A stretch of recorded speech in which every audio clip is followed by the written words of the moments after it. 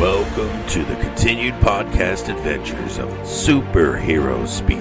But I think many of the people that love this character and that love superheroes in general have used these stories as inspiration to say, you know what, I'm going to do something good in the world. I'm going to make a difference like my hero when I was a kid. That is my fondest memory of it, because when you're doing comic books, you want them to affect people, right? You want people to care. You want to strike emotions, and I knew that Clone Saga was striking a lot of emotions. Can you imagine Pulp Fiction starring Goofy and Mickey Mouse? I can totally imagine that. I'm sure somebody's written that one quarter too. pounder with cheese in France, Mickey. What? Royale with cheese, Mickey. Yeah, I can totally. See? I would watch the hell out of that movie. Yes, I gladly sacrifice that my progeny to you, almighty Marvel beast. But Neil Adams is somewhere going, it's my time. How do you measure success? Hey everyone, and welcome to Superhero Speak. I'm your host Dave. And John. I was almost late. I was JD. And joining us is the one and only, the master of all ceremonies, Wow. the great 8-Bit Ray. How are you doing, sir? Wow. That's a hell of an intro. I wish I got that on every show I went on. Jeez. He's got enough energy for all of us. I believe it. He's got his hair down. That's how we know. Yes, exactly. So how's everyone doing? How are you, Ray? I'm perfectly fine, my friend. Anything new? Yeah. I sold my Flash comic, my first appearance of Barry Allen. Ooh. You owned that? Yes. It's been in a safe deposit box in Delaware for about 6 years now. I bought it for 25 cents off an old lady that was cleaning out her attic of her dead husband's stuff. I just bought the whole box and sifting through. First appearance of Barry Allen was in there. It's been in a safe deposit box, and I sold it. How much did you get for it? $5,000. That's a hell of a return on your investment, sir. Surprised that's all. That's all you got. Well, it's the comic market right now is kind of like in a downturn. So Yeah. I know, but Shocking. even so, with the Flash movie coming out, I'm surprised I didn't see that at like Christie's or something. Well, I mean, it wasn't in the top tier shape, but I mean, it was in a really good quality. And a friend of mine has been hounding me for years. He said, I got $5,000. I said, well, take me out to dinner and you got a deal. So I got $5,000 out of him and some dinner. Cheers. Me? Nicely done. So Nice porterhouse, by the way. Yeah. Oh, I'm not cheap. I'm not a cheap date. Don't look at me like I'm a cheap date. yes. Just, hopefully you don't need the money for anything, like No, it's in a Did you savings see account. Did you see Cocaine Bear and get inspired? You're like, we don't. I mean, I did see Cocaine Bear, and that is a treat. That was a treat. I want to see that. I've heard good things about it. Please go see it. Please go see it, John. My girlfriend's oldest went today to see it. I was over there when he got back, and he just was going on and on about it. It's like, okay. Well, the sad thing is that it's based upon kind of, sort of on actual events. Think like, you know how they say the Texas Chainsaw Massacre is based on real events?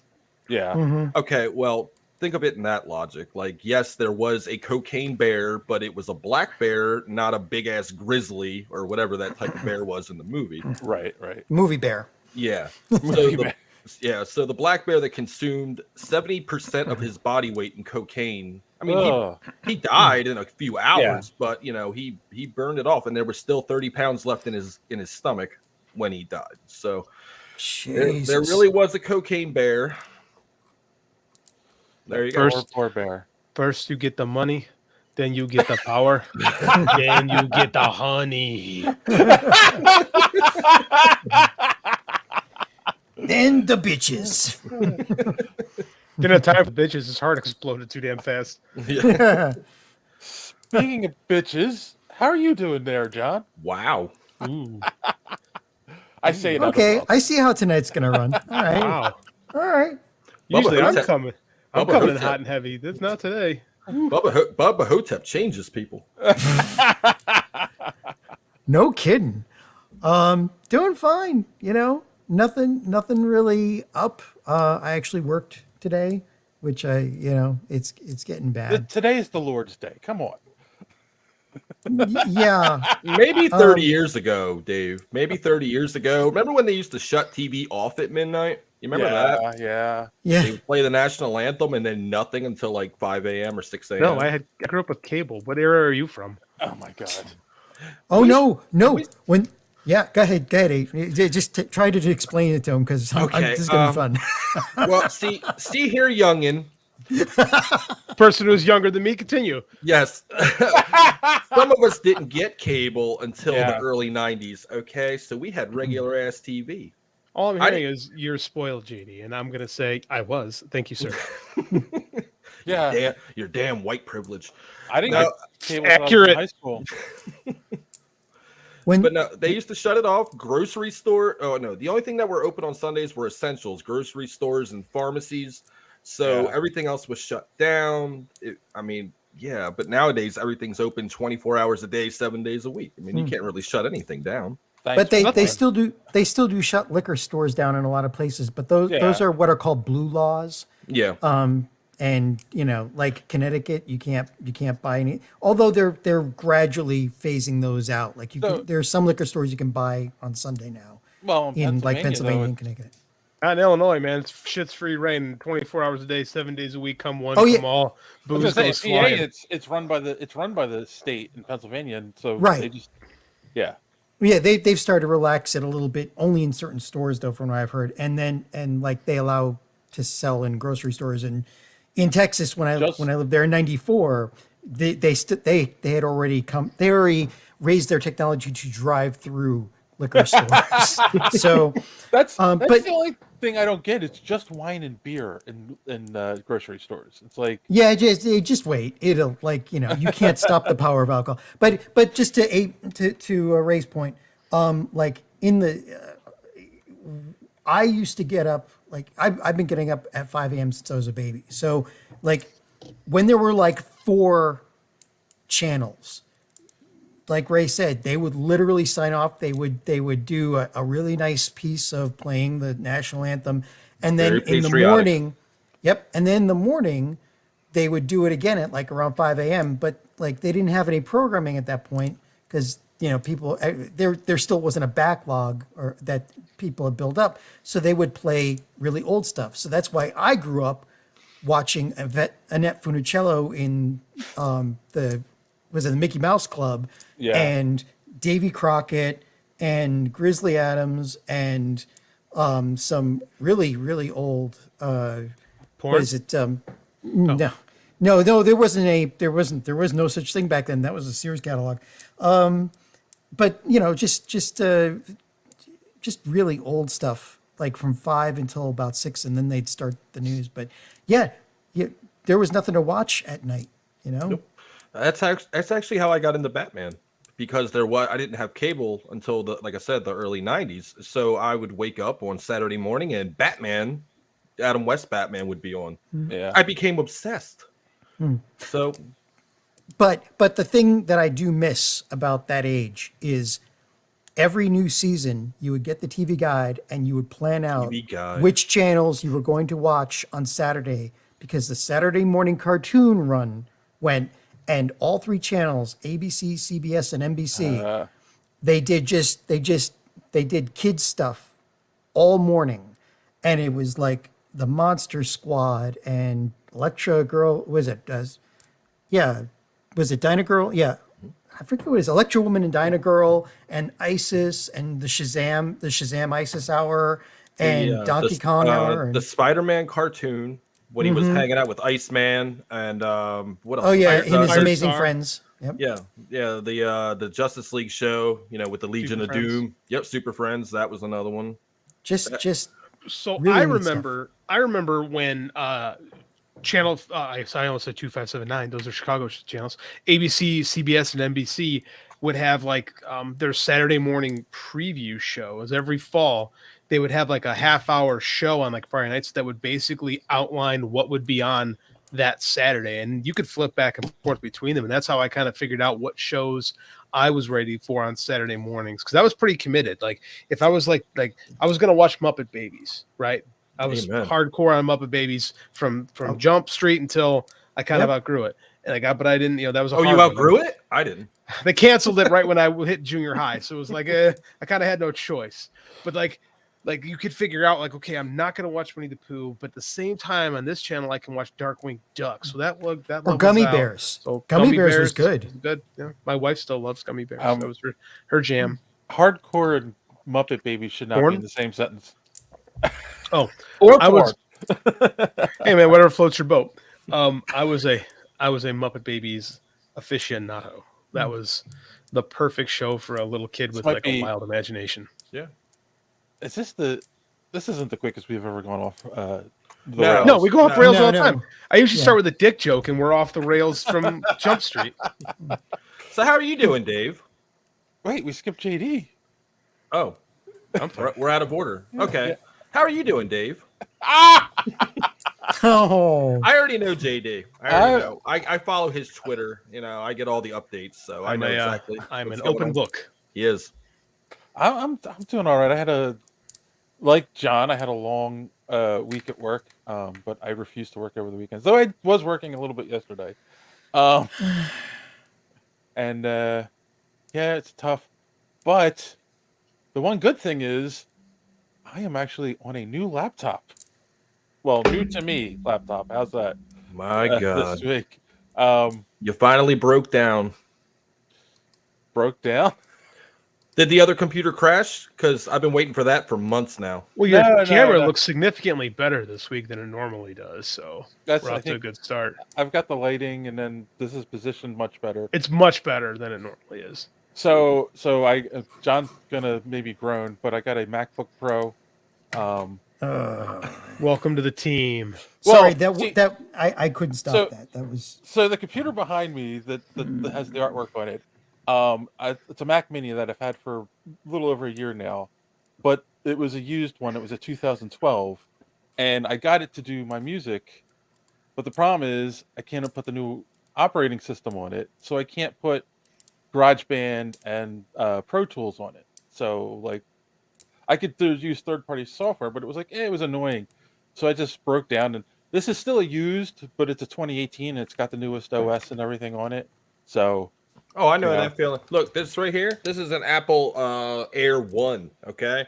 I can't even get the Walmart app on this thing. Amazon is a no-go. Netflix won't play. It's literally a shopping device and IMDb. Yeah.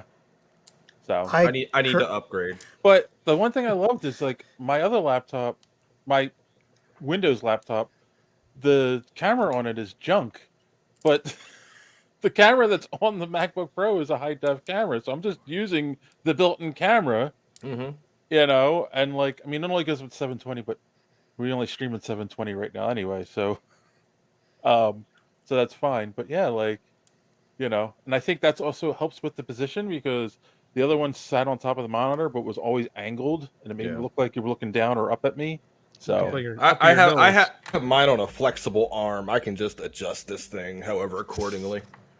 Yeah, I'm fancy schmancy. So I'm happy, and then I can just leave this set up too all the time, because I would always, my other laptop I use for different stuff too, so I'm always moving it around. This I can just leave here, and I can just sit down when we're ready to record and leave it be. So. Oh my God! And you have just enough time to get your hair down. Brothing. So yeah, so I mean that's But I do want to know how JD is doing actually. Yeah, I'm okay. That was. I had underwhelming. No, I got a story. I always have a story. I had a dad moment today. My son finished his wrestling season, and he was the number 1 seed in his regional. Yeah. And he did not. He woke up this morning and said, "I don't want to go." And I'm like, "Why not?" He's like, "Too scared." And I said, "Buddy, we got to do things that are scary." Like I'm like, because I've been thinking about like shutting him down. And like this is his last term of the year, and I'm like, you know what? No, I can't teach him now that you run away when things are scary, right? We have to go do this. And the whole first round, he was like, I don't want to do this. I don't want to do this. In the first round, he has this kid that took 6th in the tournament that he won. So I'm like, oh, we're good. And then he would have a kid that he beat in the finals. So I'm like, oh, this is great. It's a perfect draw. And he absolutely melted down. He literally ran off the mat crying during the middle of the match. And I've never, as a dad, it was the hardest thing I've ever had to do is try to pull him back together. And I did it once before, and he was fine. He rebounded one, and this time too little too late, and he came off the mat just freaking out. And he was like, I don't want to do this. I hate everything. I wish I was never born. And I'm like, we're being a little over the top here, man. Being a little over the top here.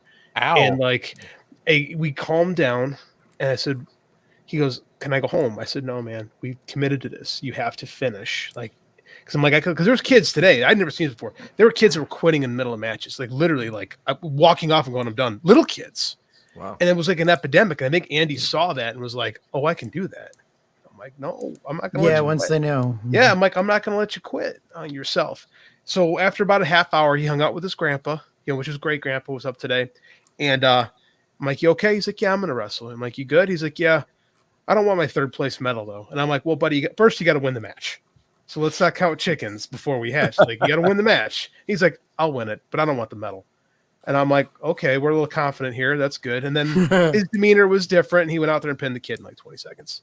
And then I'm like, do you want your medal? He's like, yeah, I want my medal. And then I said, it's good. I said, 3rd is better than 2nd, because when 3rd, you end the day with a win. Or 2nd, you end the day with a loss. And he's like, that's right. 3rd is better than 2nd. 2nd's stupid.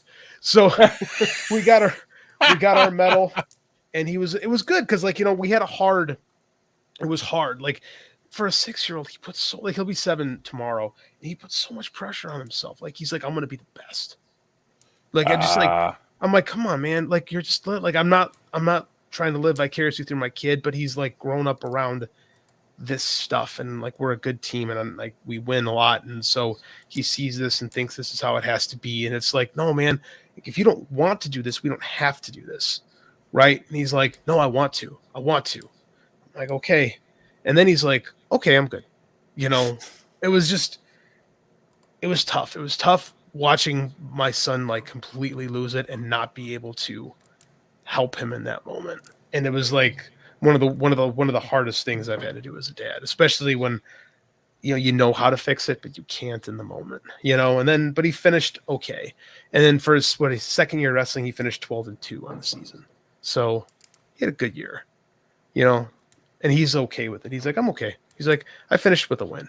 So, I mean, like, at the end of the day, he's okay. Like, he's not beating himself up. He's happy. He's playing with the dog, He's excited about soccer. So it's good. He doesn't live. At least you're not teaching him the "if you're not first, you're last" mentality. No, that's because that's a horrible way. That's a horrible thing to teach kids. And again, as a high school coach, like, I can't have kids who have that mentality. Like you let the team down if you have that mentality. Yeah, because then you give up on everything when it's not perfect. And if you're teaching the kids that things have to be perfect to be successful, you will never ever win, because nothing is ever perfectly successful. 2, you're teaching them that it's okay to give up when things are tough. And 3, you're teaching them it's okay to give up on their friends and their teammates. So we can't have that. So can I that's please. When I went to preschool, the teacher, and I'll never forget him, his name was Mr. Mike. We all call him Mr. Mike, but we were preschool kids. But when we were practicing our letters, he would walk around, rip the erasers out of the backs of our pencils, and say, if you can't do right the first time, then you should give up. That's terrible. And for preschool kids, he was fired a couple of years after. Because he sucks. Yeah. Like, that's one of the worst. That affected yes, me for a it long does. time. I believe it 100%. And like, I see kids wrestling can be the worst. I see so many of these dads who have never done anything, and they're trying to live vicariously through their children. And it's such a toxic environment that my wife didn't want our son involved in this to begin with. Like, he wants, because again, when she's at work, I take him to wrestling because that's what I do, So he's grown up in a wrestling room. Like, his heroes are all the kids that I coached over the years. So then it was inevitable that he was going to do this. And like, I try to be nothing but positive, but it's like, for the most part, it's like the hardest thing we see is the kids want to give up because they've never been challenged with anything. Right. And as a high school teacher now, the biggest problem I see is when things are hard, they just don't do the work. or when something is frustrating them, they won't turn in an assignment. Like, I couldn't get it. I couldn't get it. They got future jobs at DC. Oh. But so yeah, that's nice bringing it back around. But wow, no, but that's the wrong way, right? We Yeah. cannot teach kids. You cannot teach kids to quit and to surrender when things are hard or scary or when you're intimidated. Like, and that's hard, man. It's been this is the hardest thing that I've had to go through as a parent so far. Speaking of hard things to go through. Wait. Yeah, sorry, I had to steer it back into comedy. I know. Actually, I'm curious though. Like, is it hard to draw the line between father and coach? At this age, no. At this age, he wants dad to be with him every second. He loves the time and I do too. We love the time we share together. It's not perfect. Like, he pissed me off sometimes. But right now it's super positive. Will it always be that way? No. So right. I'm currently his hero is wrestling in college right now, and I've told him that when he is done, he's coming back home and he's going to teach at the school, and he will coach my son when my son is sick of me. Like, all right. my protege will eventually take over for me and help my kid. Because there's come time he's like, oh man, I'm sick of your bullshit. Right. So we're trying right now because he's little and dad's his favorite guy. So he wants dad around. When he's 10 or 12, is that going to be the same? Probably not. Yeah. So, but we're just, I'm ready for when it happens. Drew's giving you some encouragement there. Thanks, Good Drew. on you, JD. It sounds like he had a good experience.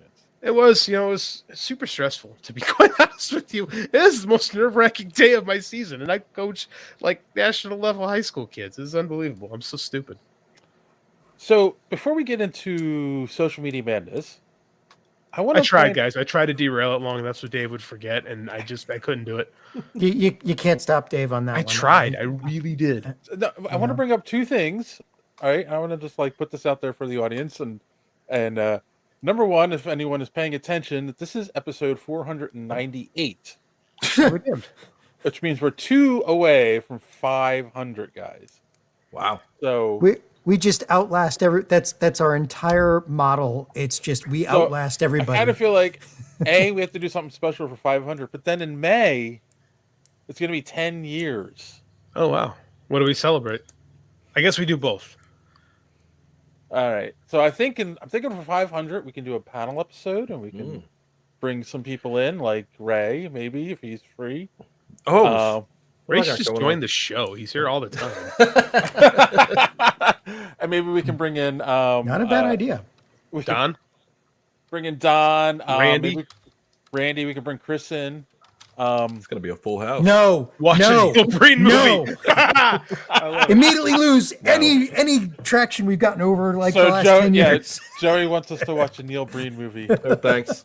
I listened to your episode of I watch it now. You hate me. Whatever you guys do on your show. I hate you now. Watch. Yeah. I've had my brother over from Connecticut, and what we did was we made a drinking game and we watched Neil Breen movies just to make fun of them, but we were so drunk at the end. I was like, did you die? I know, right? So it's Neil Breen movie. Also, I want to say for our 10th anniversary, I'm going to put this out there because it's got 2 months, give or take. Anyone who's a fan of the show or has maybe been a part of the show in the past, I'm going to reach out to some of them. Ooh, I've been part of the show in the past. If you would like to, please send us a message. A love letter. Little love letter. I wouldn't say a love letter, but send us a little message, what you thought of the show for the last 10 years. I'm going to write a love letter just on Dave's hair. It's luxurious.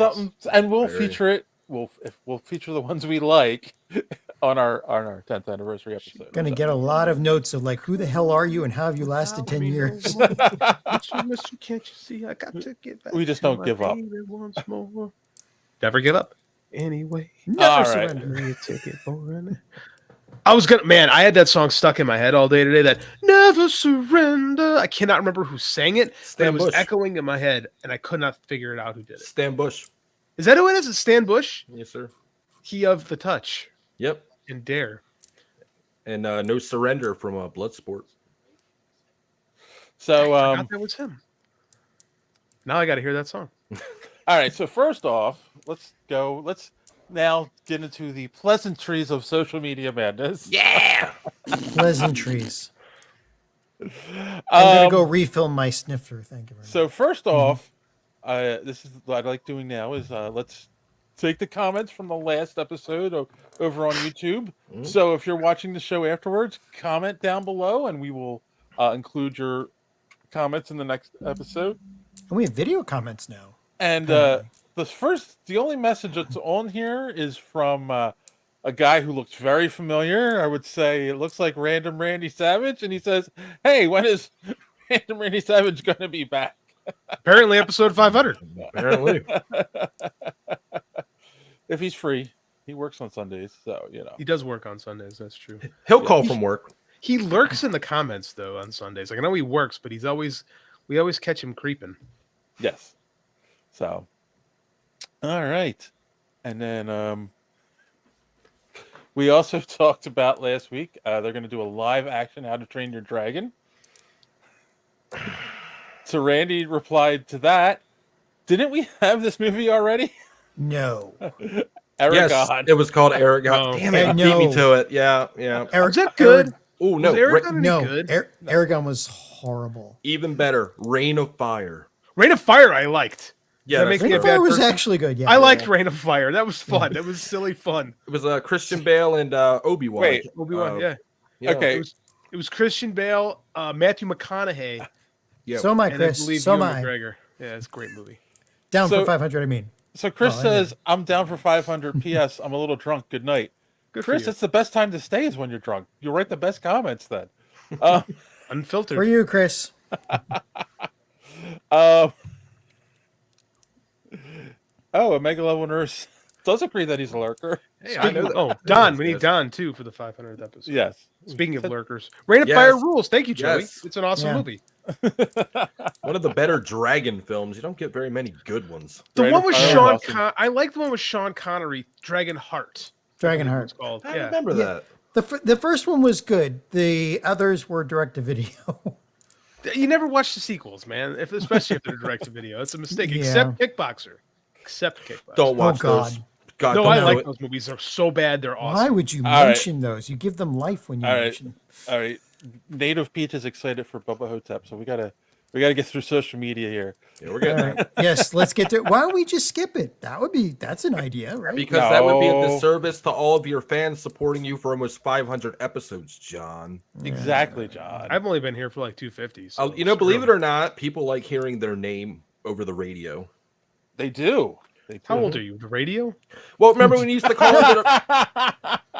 I remember that. Are you gonna You, do Rabbit young Ears man. TV next? Like, you gonna tell me about like newspapers and telegrams, I'm beyond my time, JD. horses, and buggy? I remember calling up a radio station and requesting the Ghostbusters theme when Ghostbusters came out. I And got to hearing my voice on the radio. I got to review the original Teenage Mutant Ninja Turtles movie on WGN radio in Chicago, one of the most powerful radio stations in the country. Nice. It was pretty cool. So what are you complaining about? Nothing. All right, so so the next is about last week we reviewed Ant-Man and the Wasp: Quantumania. So first, before I get to that, Ray, did you see that? Nope. No. Really? No interest. No Oh. interest. I'm Really? interested. Huh. I'm interested in the Kang aspect and the blueprint of where we're going in Phase 5. I have no interest in the Ant-Man movies. They do nothing for me. To be fair, this is a completely different Ant-Man movie, so maybe you'll like it. It's like nothing. It's not like the other two. Yeah, Ant-Man it's movies. completely Yeah. different than the last two. Okay, because the other two are real mids. They were letdowns. So It's probably because he was more focused on comedy, but this one they're trying to launch Phase 5 with. It's not that a little Exactly. bit- It's not that Yeah. funny. Yeah. You skip just it. made Don think of the, No, yeah, the skip don't- it's the- I don't want to think of Don using a skip it. It's in my head. I can see it now. Skip-its were lawsuit machines. They got rid of them because like they were literally banned. and Because taken it off made shelves. for a great mace. You need it. I love. You swung that thing over your head. Kids were like going to the hospital in droves because of that damn thing. I got Matt in the side of the head that when we were kids. I was like, because we had to skip it. Boom. All the rich kids had the one with the counter on it though. Every time it went around. Yeah, I know. All the rich kids had it. We had the knockoff skip it. They didn't have the real skip. You had jump it. Whatever it was called. It was like a ball with like a rubber band. You skip. And the skip it had like hard plastic. This one was just like a rubber ball. That's why when I whacked it against Matt's head, it really didn't. In my day, you just got some vines and twirled them together, and then you put a coconut on the bottom, and you. What the hell was that accent? That was like Forrest Gump? Was that like South Carolinian? South Carolinian. Ooh. Don, we appreciate your man tits. We love your man tits. All right, so we talked about Dave's thinking about Don's tits jumping up and down now. This is great. Okay, now he's done. Now Dave's lost. He's got Don boobs in his head. Seriously, moving on, please. So Wizard said, my body is ready. Gorillabrain Podcast said, count me in. Mm-hmm. With Norm Peterson. Yes. Without Normie. Randy said, so it begins with, I assume, is, phase 5 he's referring to.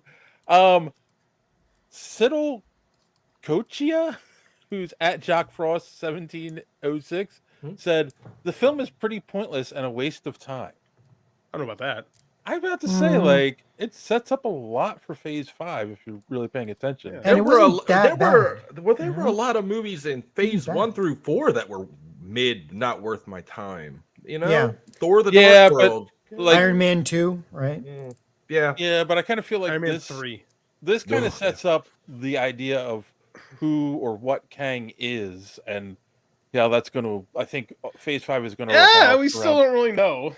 No, they have like he was described. They have to stretch it over like a 4-year span. They're not going to reveal everything all in one movie. I would have been satisfied with some character motivation.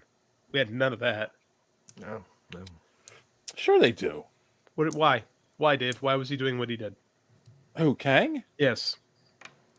Because that version of Kang. Don't worry, I know spoilers, guys. You can talk. He's trying to kill off the variant timelines. Why? We don't know yet. There you go. He's just doing things. That's my biggest qualm, is that he's just doing things. We have no reason why he's doing things. He's just doing this. John called him a plot device last week. And the more I thought about it, the more I realized he was right. Okay. I don't know. I still like the movie. I liked it too. It was a C. All right. Yeah. And then finally, our good friend Kassan. I feel like this is directed right at John. Pretty much. On the topic of anime, I don't like much of what's out there. Too much anime insists on inserting silliness in the frames. Okay. If you like serious storytelling and serious implementation, I'd suggest Psycho Pass, Claymore, and Berserk. There's the rest of anime inserting other things into other orifices. No, that's hentai. I know. If you don't joke mind, was there, I had to take it. Oh no, you had to. Yes. If you don't I couldn't leave it alone. If you don't mind a little younger cast, I like My Hero Academia, Demon Slayer, and the violent popcorn entertainment of Bakai on Netflix. Oh, is that for me? Because I said I never found like an anime. I think so. Okay. Yeah. JD, I tried to give you that wrestling anime with New Japan. They partnered with the New Japan. I know of it. I need to, there's so many things I feel like I would like if I just, I don't know, committed. I'm so non-committal. Well, the problem is time. You don't have a whole lot of it, and it's hard to mine the depths of anime to find the stuff that you would like. Yeah.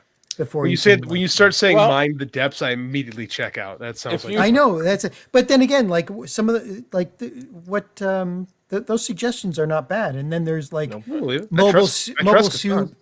Right. If you consider, I mean, I keep trying to watch Mobile Suit Gundam, and I get 5 minutes in, and I'm like, okay. If you consider Western slants, I listened to the episode the other day with JD talking about Mobile Suit Gundam, and yes, it is tough to get into. I know it's good. I just can't get into it. Well, there's others. Steins Gate. Oh, No. was it not Metal Gear Solid? What is it? I wish that had an anime. Shit. Hey, they did. Hold on. Let's finish Kassan's suggestions here. Are Because you he telling also us to said, stay focused, Dave?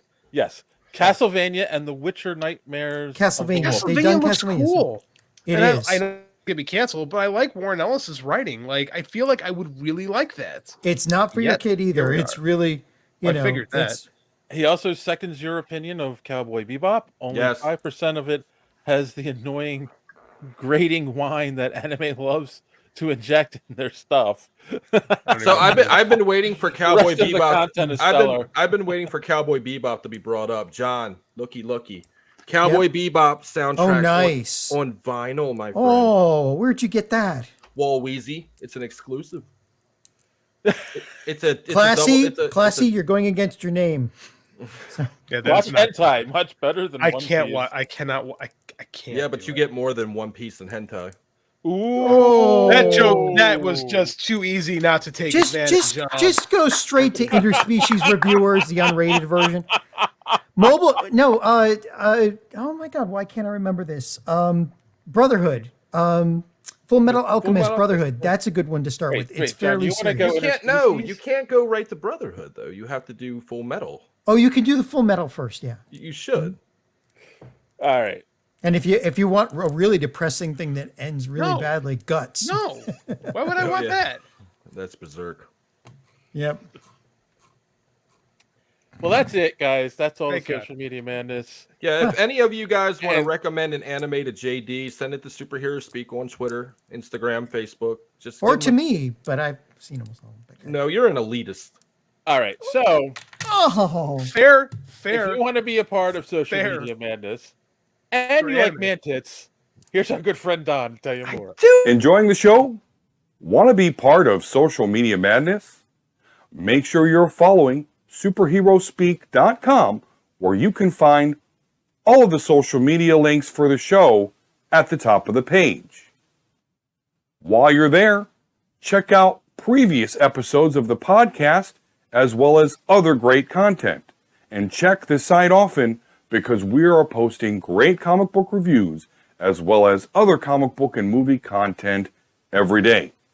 Make sure you are following us on Twitter at Superhero Speak. And while you're there, check out the rest of the Geek World All-Stars Podcast Network. Simply follow them at *_geek. The Geek World All-Star Podcast Network include great programs such as the Pup Prism Power Podcast, Colt 45, So Wizard, Fans on Patrol, the Gorillabrain Podcast, and of course, Superhero Speak. Search for GW All-Stars. You will not be disappointed. Now it's back to Dave and the boys on Superhero Speak. My new mafia nickname for Don is going to be Donnie Tits. Though I think I currently haven't beaten The man D and tits. D square was for the bra size. That's what I'm saying. I know Gundam Wing is good, but I can't. I don't know, man. It's me. There's something. Perhaps I'm a Philistine. that's okay. Yeah, Gundam like isn't for everybody. Depends But on what you like. I read about it and I watch documentaries about it. And I'm like, this is awesome. This sounds great. And I watch it. I'm just like, I don't know, man. What's wrong with me? Dude, JD, see that when you start Gundam Wing, Mobile Suit Gundam Seed, everything, a lot is going on that you need to be filled in on. Frosty. That's probably true. Yeah. So you're kind of lost. So I can see your lack of engagement because you don't know what the fuck is going on. You're like, do I have to watch the last 3 shows to get this? No, they're all different. You're fine. So All right. pick one. So pick one that you want. Okay. So anyway, if you like man tits, don't forget to check out the Mega Level Nerds podcast like available Oh, by the YouTube and gods. wherever podcasts are available. And Mm. while you're here, Ray, why don't you tell the people where they can find the Gorillabrain Podcast? You can find the Gorillabrain. I do it every time. Brain the Gorillabrain Podcast on any podcasting platform that's out there. That's Spotify, Apple Music, whatever you want to call it, iTunes these days. Go listen to past episodes and let me know what you think and give me motivation for the new project, the Omega Level Nerds. Holy shit, Don, you're getting plugged. Tits. It's distracting. I think you need some of this. Yep, and just let me know what you think. And future project is incoming. I got 3 episodes recorded. So nice. When I hit 4, I'm gonna drop them all. All right. When am I guesting on your new show? That's all. I will set you up a movie that we can watch together. What I wanted to hear, sir. Yes. All right. On that note, we're gonna take a quick commercial break, and we'll be right back. Hey, Spidey, isn't Marvel's new Pizzazz magazine fantastic? Fantastic, but not perfect. But Pizzazz has the lowdown on Jaws, too, and more Sean Cassidy picks than his mother. It's sensational. Sensational, but not perfect. How about Pizzazz's Goofy Guide to TV? It's wild look at sci-fi movies. It's games, puzzles, comics. What could be more perfect? Me on the cover. Not the Hulk. Pizzazz, the almost perfect new monthly from the off-the-wall gang at Marvel Comics. More pictures of Sean Cassidy than his mother. Like, so during the commercial break here, JD, I was just thinking about it. How about Ready to Rumble? Oh, that movie sucks. I'm in. There you go. Ready to Rumble. You know, it's funny. I was thinking we should do because our first episode we talked about Man of Steel, even though we were talking about the previews. The movie wasn't even out yet. And I was thinking, for the 500, maybe we'll revisit it. And I'm like, we just did that last year. So yeah, I think we did Man of Steel. We all hated it. Yes. Yeah. Like immensely. Yep. Okay. Whoa. I got an idea. What about this is one we haven't done. What about Superman? The original? Yeah. Wait, we did Superman 3. Oh, that's right, and 4. And 4. We skipped the good ones. Why did we skip the good ones? Because we're stupid. Because we're misogynist. Yeah, we're like, let's wait. We're elitist, apparently. Just you. You are. Damn it! Why? Why am I elitist? Anime elitist. Because you are a gatekeeper to 9 billion people on the planet, John. Hey, that's 20 billion. Oh. Damn. Wow, they multiply quick. Yeah, they do. They do. Like Mugwai. Mugwai, yes. Here's some more support for JD. I love Transformers. I can't get into those Gundam or Macross either. I like Transformers too. Maybe I'm just a stupid American. Hey, Drew, maybe you're a GoBots kind of guy. No, classy. No. Again. I don't even Overwatch. Fate Zero and Fate or Stay Night. What? I don't even know what any of this. No. Trust me. There's no way to get into that as a normal thinking human being. There's no way to get into the Fate franchise without going mad. There's no way. Because just everything none. is named Very Fate Lovecraftian. 00 Fate backwards. No. Down. Because watching one spoils the other. The first two that they tell you to start with. Watching one spoils the second one, and watching the second one spoils the first one. Right, don't ask me how. That's how it works. I don't know what China Tiger versus Legend of the Dragon is. Don is calling me out. Uh-oh. And he's gonna fire me up, and I'm gonna drop on his show, and I'm gonna drop some knowledge on that old man with his man. Ooh. Damn, we're being harsh on Don today. Frost says Fate is epic. Archer is the best character. Like I don't know from what the that show is. Archer? I've heard it's funny. I never watched it. Gilgamesh? Oh no, he's talking Fate Stay Night. He's talking Fate Stay Night. So what Don is talking about is he says that Chrono Trigger is the greatest RPG of all time. I digress. I say Legend of Dragoon, and now we're at odds on Twitter. So remember when we first started being friends, we were enemies? Wait a minute. We're back the best RPG? Ooh. Yep. Oh no, those are fighting words. Baldur's Gate. The fuck are you guys talking about? I've never been so lost on this show. What are we? I'm completely lost too. But I feel like I'm in a Lovecraft thing where I'm just spiraling into madness. And like Joey says, he'll take Robotech over Gundam. Sorry, not sorry. Don't be sorry. Robotech. When did this become the end? I'm liking it, but I know like I'm losing you guys. Evangelion, yes, Joey. Me and Joey have an Evangelion. Evangelion. Yes, definitely. Everyone says it different. It's so weird. Gate was good too. How did the gatekeeper Modern say, World John? meets Medieval World? Okay. What? How did the gatekeeper say Evangelion? Evangelion. Oh, and that's not I gatekeepers. apologize. It's, You know what? You know what? That's how anybody says it. You know what? This is a comic book podcast. Says Let's it. get on Oh to my God. back on track with some Yeah, no comic book Japanese news. comic books that move. Yeah, let's talk about Bubba Ho-Tep. That's obviously Wait, no. First off, we got to talk about Fair. this. Has actually been all over the internet. Fans are up in an uproar in the latest issue of Amazing Spider-Man. Peter Parker confesses that he does not love MJ anymore. Who cares? Really? Like, I mean, really? 15 years ago, they sold their marriage to the devil. Sure. Like I mean, like until another writer wants to come in, another editor wants to bring it back. I mean, it's just cycle in, cycle out. I wish I was more interested in this than I am.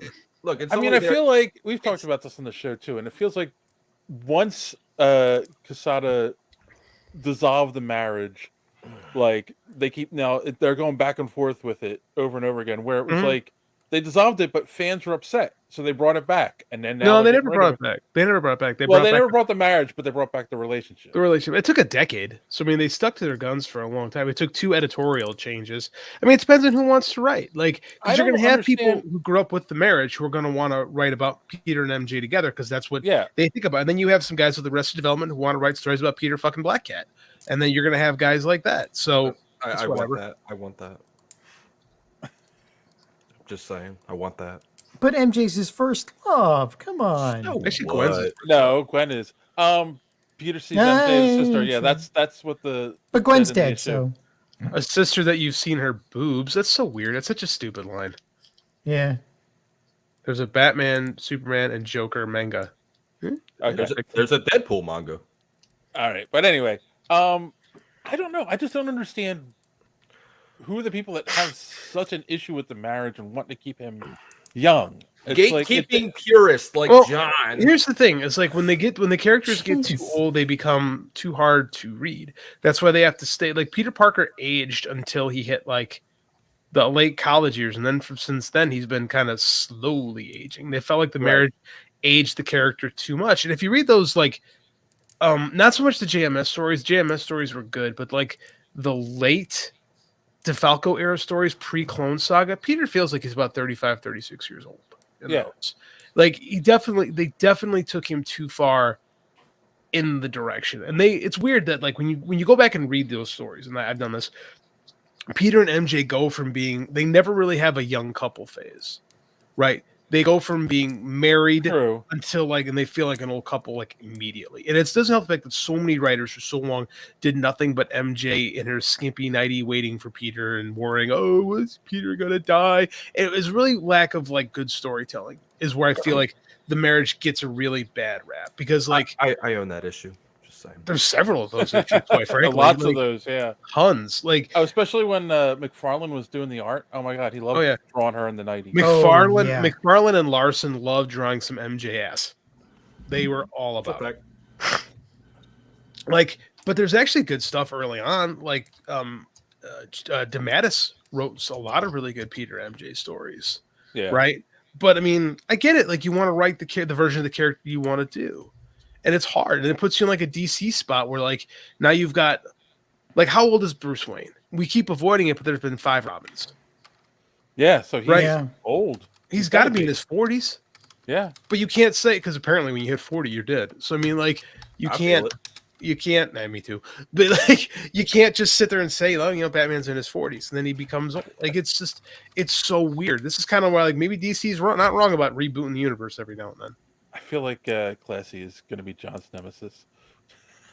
Just give Peter a harem. If Mega can have a protagonist, a harem, then Peter can too. Fair. So, bottom line, I think, David, it's just to sell issues. It's to cause a hubbub, and it causes publicity, and people like us that will report it to the masses. Mm-hmm. And it'll sell issues. That's all it is. That's why they turn characters gay or gender swap. Or that's the only reason they do it is to pop a number on the issue. And that's the whole thing. Like the writing of that line, JD, you're right. It's so lazy too. Like I see MJ as a sister because guys like us, like that's I'm like, oh, sister that you fucked, like so I can make that joke and people can get up in arms, and it's just like it's stupid. It's clearly stupid. No one who ever has like an ex, like a serious ex like that would ever say anything like that. Hell like no. it's dumb. That's die bitch die. John, do you see any of your exes as a sister? Yeah, a little bit. Yeah, no, and that line is not written like a human being who's been through that kind of thing. That's what I'm saying. It doesn't feel real, right? And again, is it the writer? Is it that okay, Native Peach just said, ask Ray about his gay TikTok adventure. I'm afraid to ask this question. Why?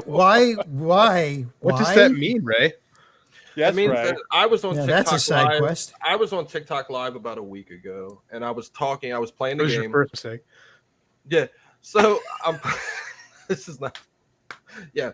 So I'm playing the game, and then I'm talking about one of the characters, and in the lore, he is actually a homosexual. He is gay, openly gay. I just openly said that, and not even 30 seconds later, I'm banned off TikTok for a week. Really? Yeah. And they got me for hate speech. For saying a character that is gay was gay? Correct the mundo, my friend. Welcome to the algorithm.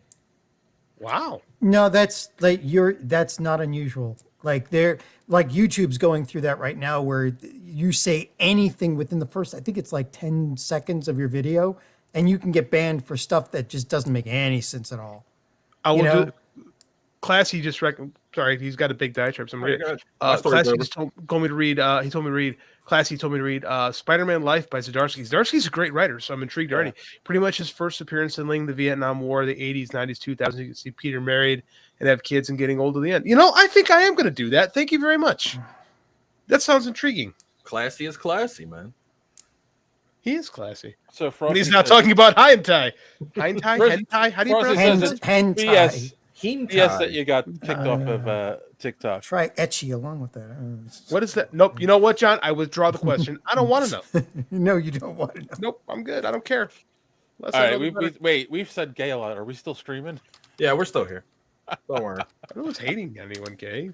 That's what's weird. I mean, like you can't. There's nothing wrong with saying gay, especially if a creator's intent is to make them gay. By not saying gay, then you don't get to do what the creator wants to have done. That sucks all the way around.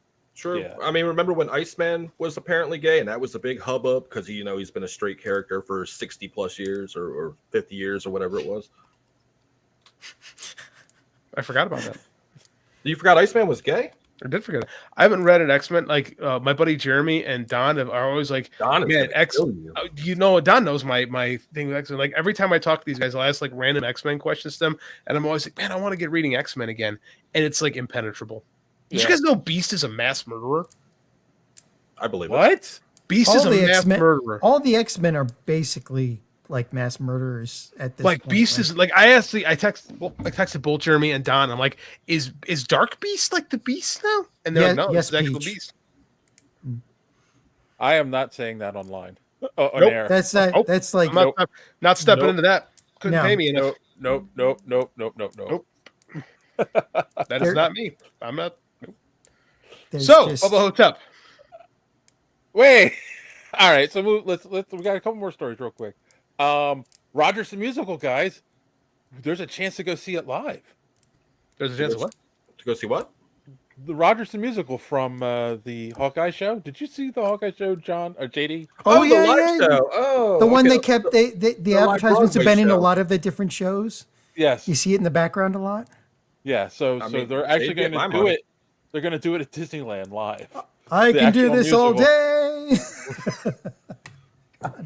Yes, I don't think they can do it at Disney World because of the whole, what is it? Universal Studios is down there, and they have the Marvel characters, so they can't have Marvel characters in Disney World. That's not weird at all.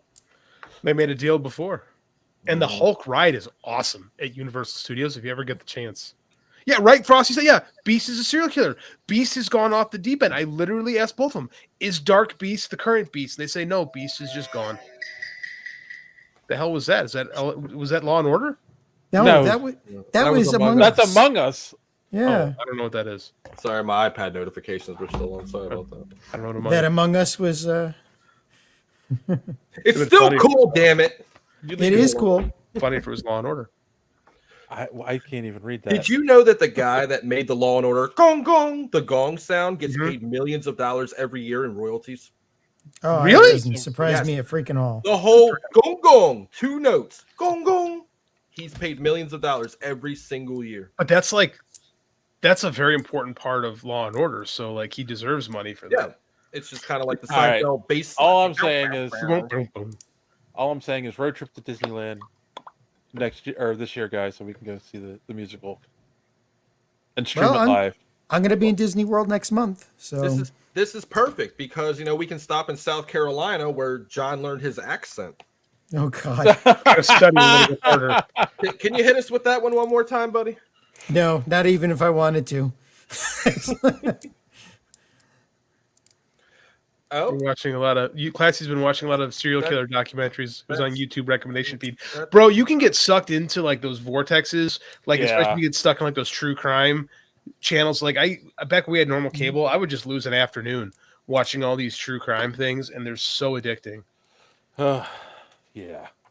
The worst is when your significant other is watching them and trying to see if anyone got away with it, and then the worst is when they're sitting there with a notepad taking notes while watching.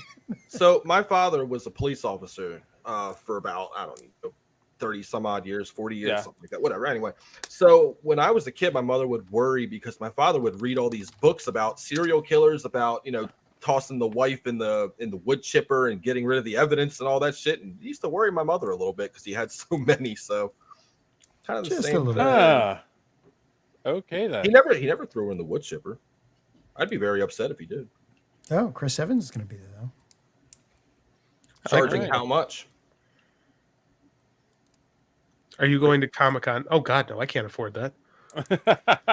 I would love to go to Comic-Con. I just don't have. I mean, I'm not writing comics anymore, so I just don't have a reason to go because I really don't like shopping all that much. Like, I don't know, maybe if Andy gets a little bit older, that might be a cool father-son trip. Actually, I took him to C2E2 last summer, and he had a great time. So I'll revisit that when he gets a little bit older. Actually, maybe I do want to go to Comic-Con again. My daughter wants to go to the Richmond Comic-Con. It's like a smaller con, but smaller cons can be fun. Yeah. She's like, there's all these anime voice actors, and she does cosplay. So she really wants to go meet these. Don's clarifying that he says so he's talking about Beast arranged for Xavier's assassination just to help shore up the defenses on Krakoan Island. This is what I'm talking about Beast. Beast has gone off the deep end, and I feel like I need to be reading this, but much like Gundam, there's just so much that it's intimidating. All right. Speaking of things that have gone off the deep end, do we need a Lord of the Rings reboot? No. Moving on. Why? Warner Brothers is saying that they're working with New Line Cinema on a. Hey, Warner Brothers wants money because they're broke. That makes sense. They'd be willing to do something as stupid as that. I mean, they're talking about rebooting Harry Potter too. Yeah. I mean, granted, we're going on 20 years, but like, they were so well done. What more could you do? Nothing. I mean, like we saw what they did with The Hobbit, right? They took a 300-page book and turned it into a 9-hour snooze fest. Yeah. So, I'm good, man. Those 3 movies are really good, and there's no reason to do anything else with them. Yeah. We got everything we need. Jesus, stop it, Don. No, the Ring of Power is enough. It is enough. Thank you. It was enough before it was even made. Thank you. Yeah, Frosty wants to know why. I want to know why too. I mean, money. Yeah. Money. Warner's in the habit of rebooting. They were going to do like a Flashpoint for Lord of the Rings, apparently. I don't understand. But, I mean, because we've got the current movies, like nobody's going to be really interested in the new movies, right? I mean, they may go to see them, but not in the droves that they would have if they were brand new. The thing is, they're saying like, oh, we want to redo them for a more modern audience, but it's only 20 years. It's not like it was 5 generations ago that they made. Yeah, and the CGI was not bad. I mean, we're not talking about Dune, right? Like a movie that needed a remake. Like this is because the director of the first one was Peter Jackson. For Dune? No, Dune. David Lynch. Yeah. David Lynch. Yeah. David Lynch. Yeah. Yeah, which was really weird, and it was not to the original stuff. Like, there's a reason why they're making another Dune. There's no reason to remake Lord of the Rings. It just isn't. I hate saying stuff like this. If they were to, like, you know, go, I don't want to use the term, but like woke, you know, and like made it so Are we gonna do that show? We're gonna be throwing are we gonna be throwing the word woke around? Let's I'm not. not. I'm just using it because it's a common term, but like, and then decide to make Sam and Frodo a couple, you know, because of all the jokes that have been made about them over the years. That's a couple. Yeah, we got something that was pretty close to the original material, and that's all we need. Like, that's the only reason you can. I can't believe we give this much oxygen. Like, it's a terrible idea. There's absolute that it's horrible because we're talking about a classic tale, right? Like the beginning of most fantasy writing, and you know, you mess with it like that, you're not sure. You just nobody's gonna want to see that. So Classy's got it because I mentioned their Warner's flirting the idea of doing Harry Potter. They said if they reboot Harry Potter as a TV series and do it correctly in caps, each book per season, and hoping they do Ron Weasley character justice and get Steve Kloves, I don't know who that is, away from Harry Potter. That doesn't sound like a bad idea, actually. Steve Kloves is Ron, I think. Oh, I didn't know that. Yeah, I think. Frosty told me not to say it. Well, I said it. Just to sum up the whole Lord of the Rings thing, it's like opening up a big fat book like this, right? And then flipping to the very last like 2 chapters, reading it, going, "Oh, so that's what happens," and then going back. You're not going to be interested in what happened because you already know. Yeah, I know what happens. I know how the story ends. Exactly. Yeah. So why would you want to keep going back and back? I mean, yeah, it adds to the lore, and that's great. If you are ingesting so much Tolkien lore, then it's great for you. But for most of us, the casual, we're good with just Lord of the Rings. And if you're drunk enough, The Hobbit, we're good. Yeah, I'm good. I agree. I'm good. I don't need to see another Lord of the Rings movie. I really don't. Like, what are they going to do better? They're going to make Sauron a chick. I mean, I know there's a lot cut out from the movies because the books are huge, but there's also pages and pages of Tolkien talking about like leaves and grass and stuff. Right. Indeed. Yeah, him and Robert Jordan like are tied for the most description for Steve Kloves is the screenwriter in the Harry Potter films. I didn't know that. Thanks, Marky Mark. Yes, thanks, Mark. I was Ron Weasley. It's Rupert Grint. I know that. I don't know why. So, all right, fine. Too much oxygen. Let's move on. The last story is a rumor. Oh boy. But it's been getting a lot of circulation that Tom Holland will actually be in Across the Spider-Verse. This was an inevitable. Started this rumor because he's been talking. I think he's speaking this into existence. Everybody, a lot of people are trying to talk this into existence. This is like, why wouldn't you? But the rumor is that he's going to be live action, interacting with the cartoons in the movie. Like Roger Rabbit? No, that's not going to happen. Like if they're going to do it, it's just going to be a quick cameo. Yeah, I mean, I would rather see Tom Holland voice his Peter Parker. Yeah, than a cartoon, right? Yeah, no, that's a terrible idea. I don't want to see that. I hope that's not what Sony's going to do. Sony does have some bad ideas a lot of the time, so anything is possible. Well, I mean, if they did do the live action thing, then it would be Sony doing that because I think the guys that are in charge of Spider-Verse would probably make him animated and just the animated version of the MCU and have him. So it doesn't make any sense. Steve Kloves is the producer who helped with Harry Potter, but made Ron in the movies like a dumbass because he gave the best lines to an action to Hermione and Harry. Because that's what people wanted to see. I don't know. I didn't read the books. It's called catering to your audience. Yeah. So, all right. I don't know. I do want to see him in the movie, but you're right. I'd rather see him as an animation. I'm not a Tom Holland fan, so I could give 2 shits to the. You are the only one. You were like the only person I know that does not like Tom Holland. I would rather have the Japanese Spider-Man than him. Oh my god. Oh, well, the that Japanese actually might be good. Also awesome. Yeah, giant robot. I mean, come on. Worry about you sometimes, there, Ray. No, He's awful. I mean, yeah. I like Holland though. I like Tom Holland. All right. I liked him as Spider-Man until he gave that line to Robert Downey in Infinity War.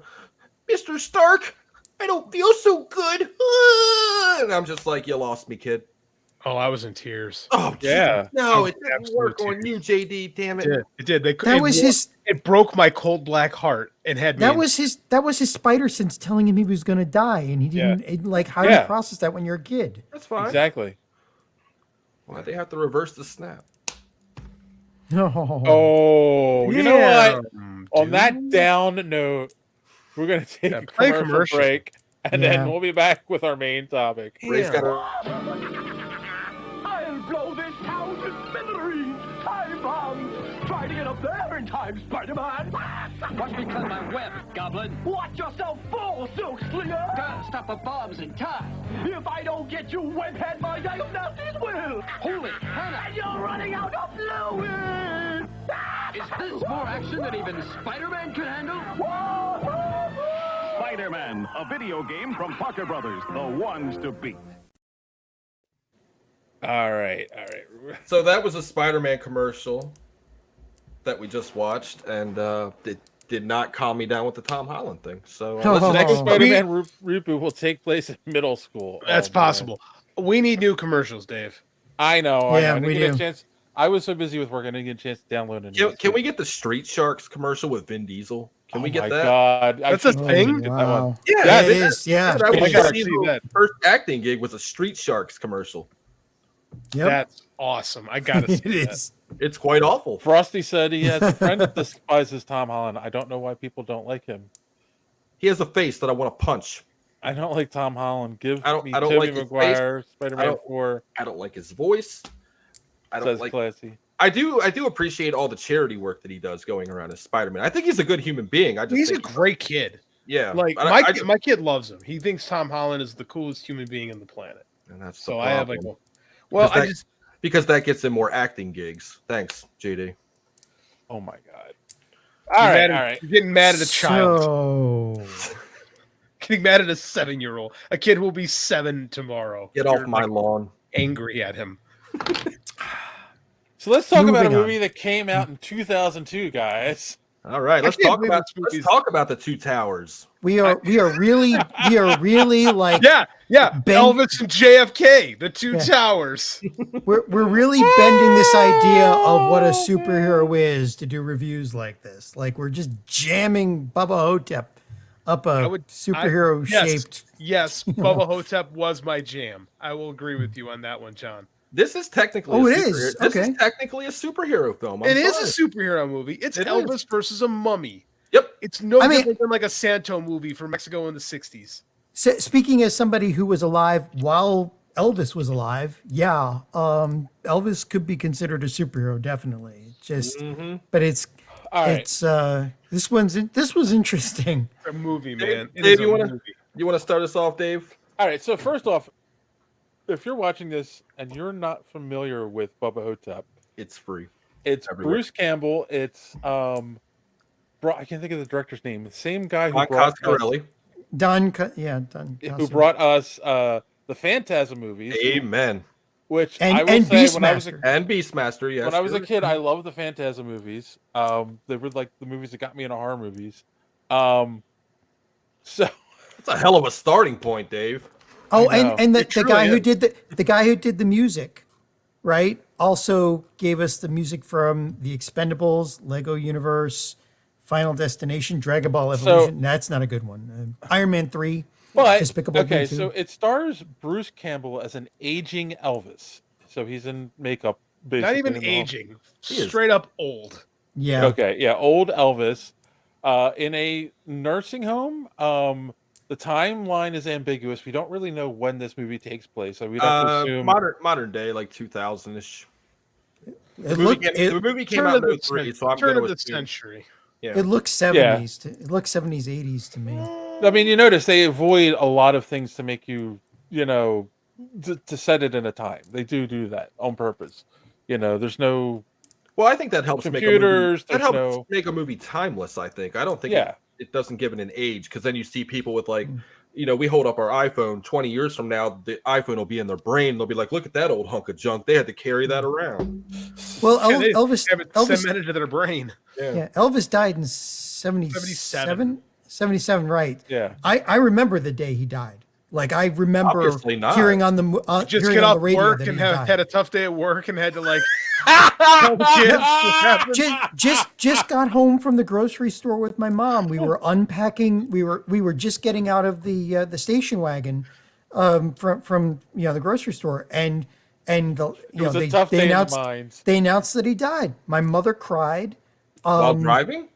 No, we just That's not pulled safe. into my house.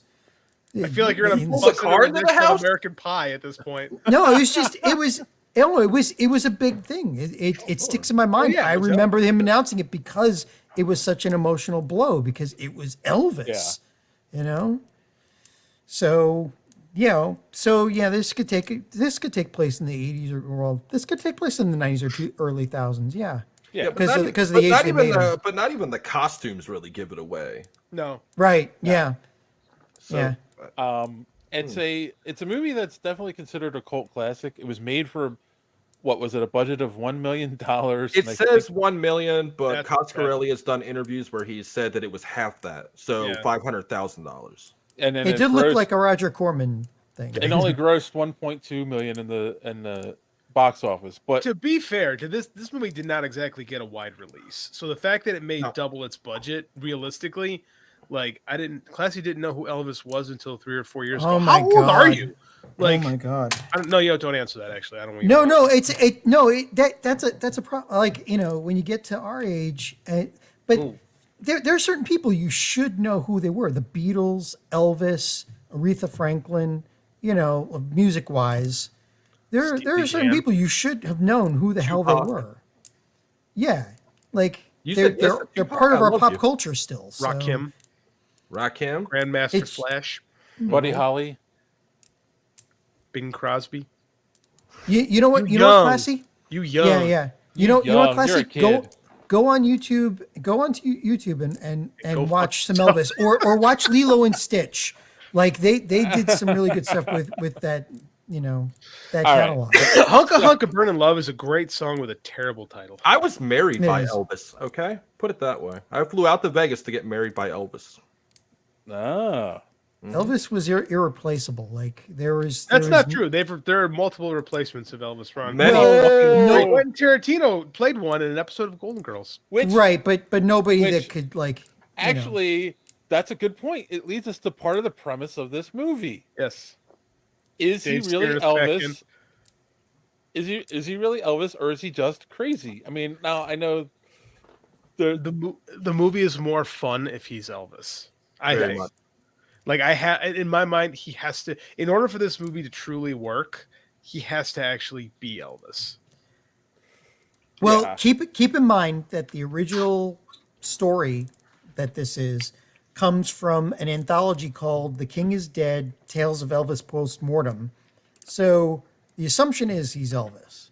It's in the movie they make it a little ambiguous, especially because have Kennedy is like and then in the, Ozzie Davis plays John F. Kennedy. I was about to say, Right. and then Ozzie Davis Yeah. plays John F. Kennedy. Fantastically too, by the way. yeah. Very much.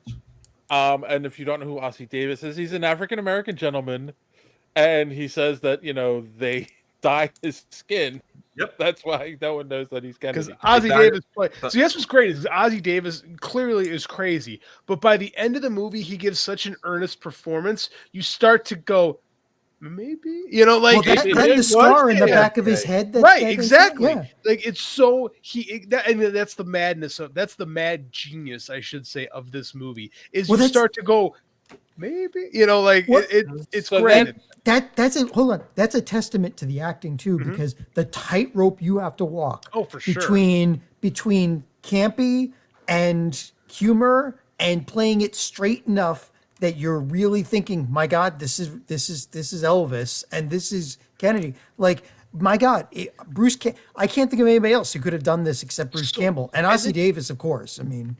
This is what's great about Campbell's performance in this movie is he doesn't play it like Ash. When he's Ash, he's chewing on scenery and he's way Right. over the top. And this is my boomstick, and he's actually like in a movie where Bruce Campbell is playing Elvis, an old Elvis against a mummy, he's very reserved in this performance. Because he's defeated. He's defeated by life. He has no reason to live except the pus bubble on his dick. Mm-hmm. Like that was the only thing I didn't really need. But when there getting was too a much boner, talk about that. When getting a boner is your hero inspiration to man up and take care of the problem, that's how you know you have next to nothing. All right, so going on, yeah. So that's the premise, is that he just in this retirement home.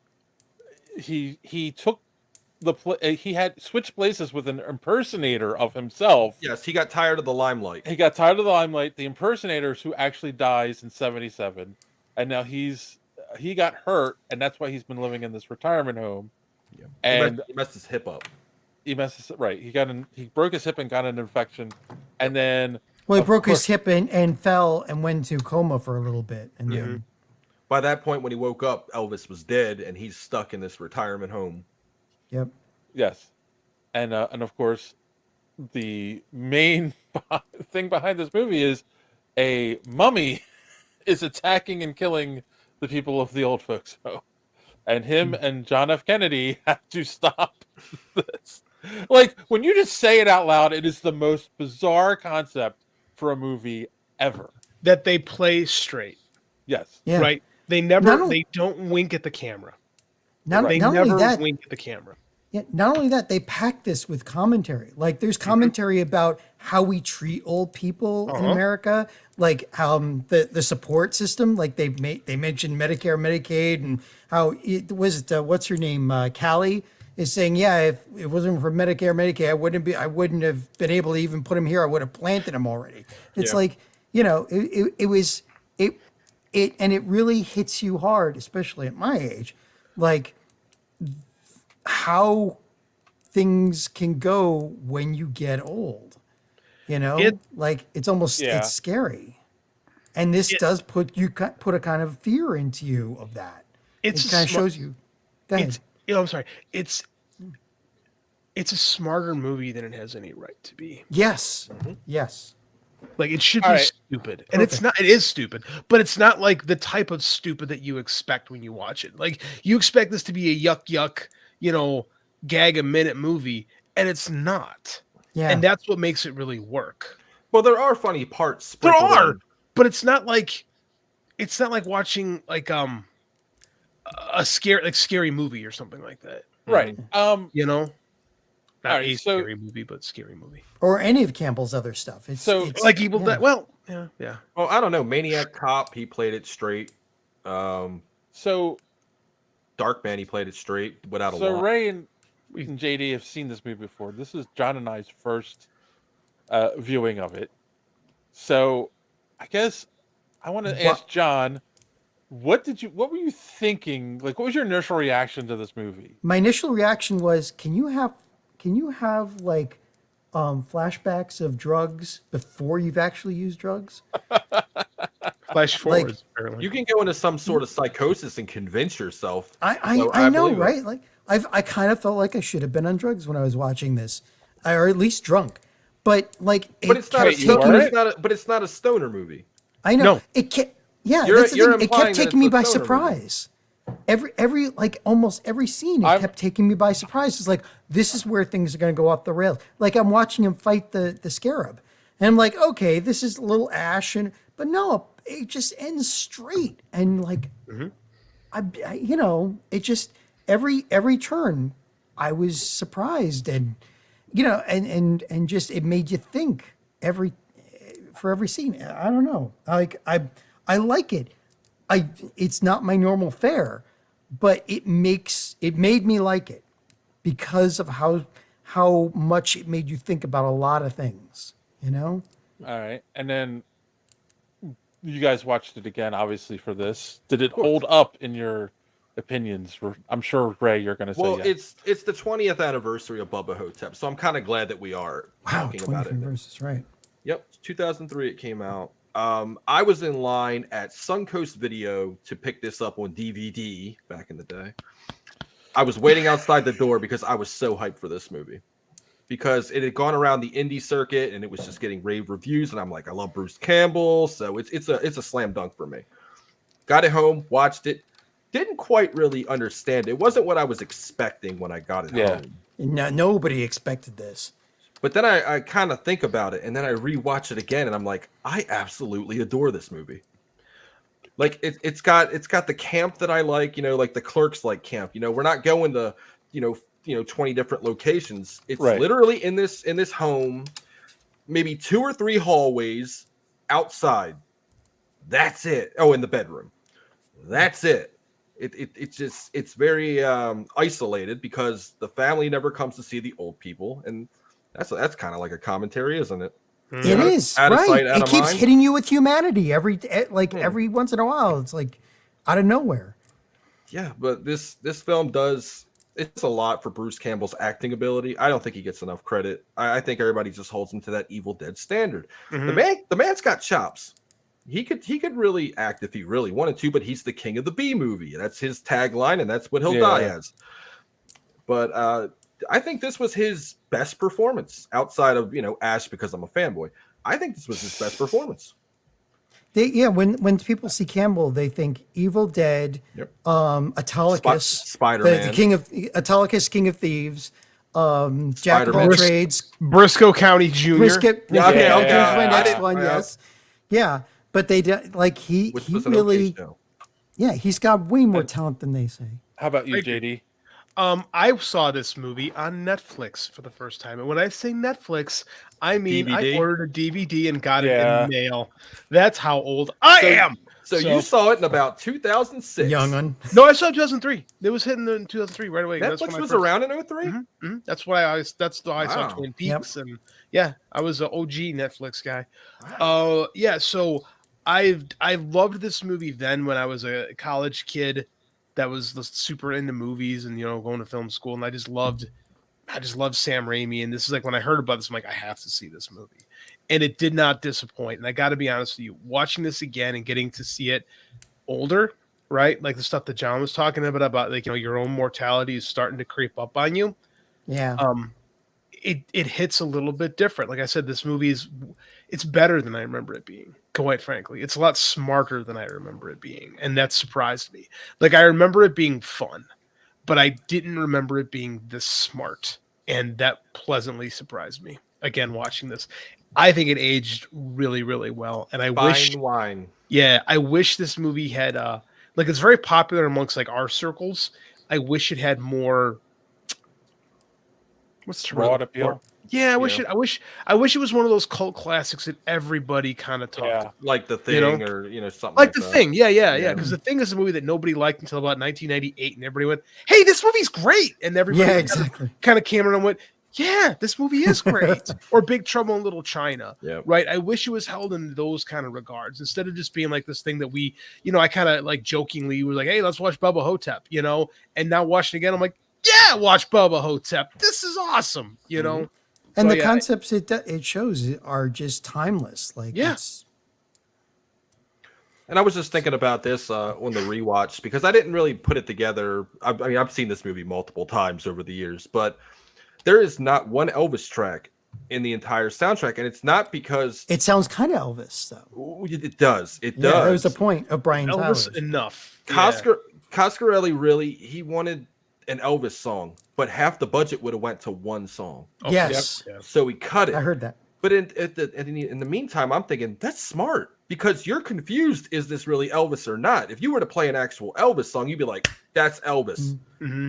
But it adds to the mystique of is this really Elvis or isn't it? One of those serendipity things, like we couldn't like Jaws, we couldn't get the mechanical shark to work, so we don't show it as much, and that turned out to be the perfect thing in here.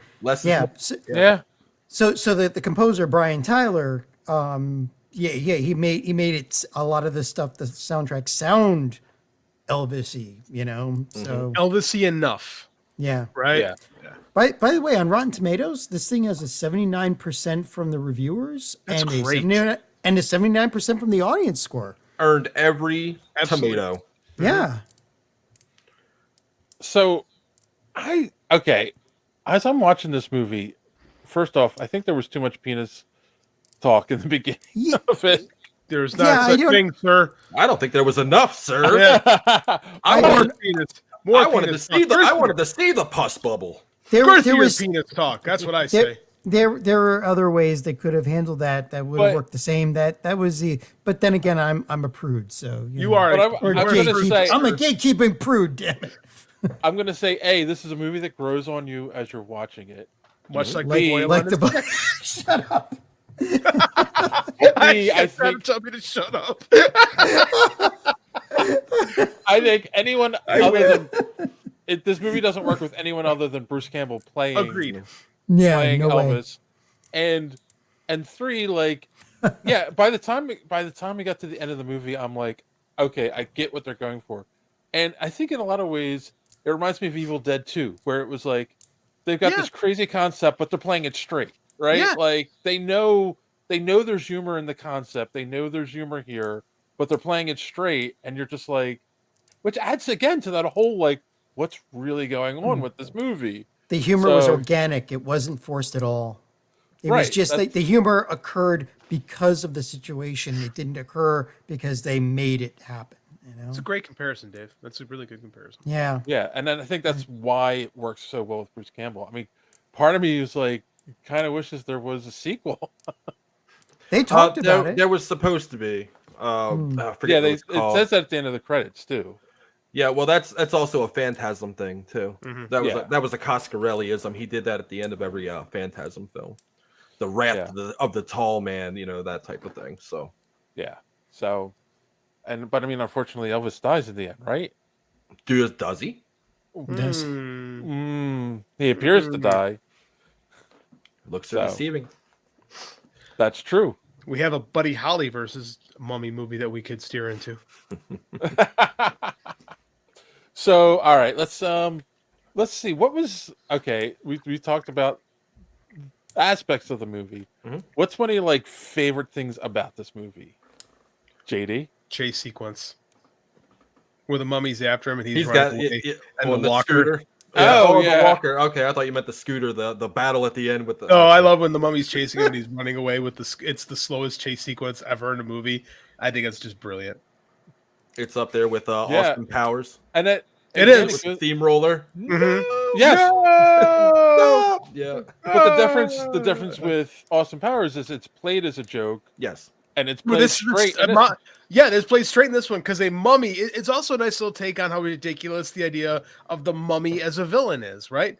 Yep. You just run away from him. You should be fine, but you can't. So it's it's great. I love how sardonic it is. Yeah. How about you, Ray? Picking a particular scene out of this would be the end fight. It always sticks in my head when he's got the mummy. He okay. So how fast are one of those scooters? I mean, you guys up top could probably answer, John. Or they can actually go pretty. How fast? They can go pretty quick, actually. That's what I thought. Way faster than the one they had. Yeah. So about what are we pushing? 10 cc's here. Well, anyway, but 10 miles an hour. Yeah. So he hits them at 5 miles an hour, and keep in mind they're on grass and bumpy, so they're not going that fast. The mummy could have easily stepped aside, but he lands on the chair and they start having this epic duel, and then they're going down the hill and they're tumbling, and it's just so great. It always sticks in my mind. I love that fight. The Avengers that shit on Bubba Ho-Tep. I'm sorry. How about you, John? It's the jack off scene, isn't it? When she's putting the cream on. Oh God, stop. No. JD can't talk about it, so I will. I like the friendship he had with JFK.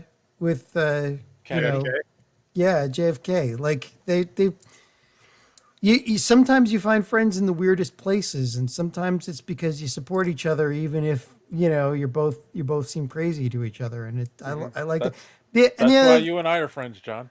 But that's true. True story. But the other thing is how it handled, he was at the end of life, and he was and part of this movie was about how he was handling coming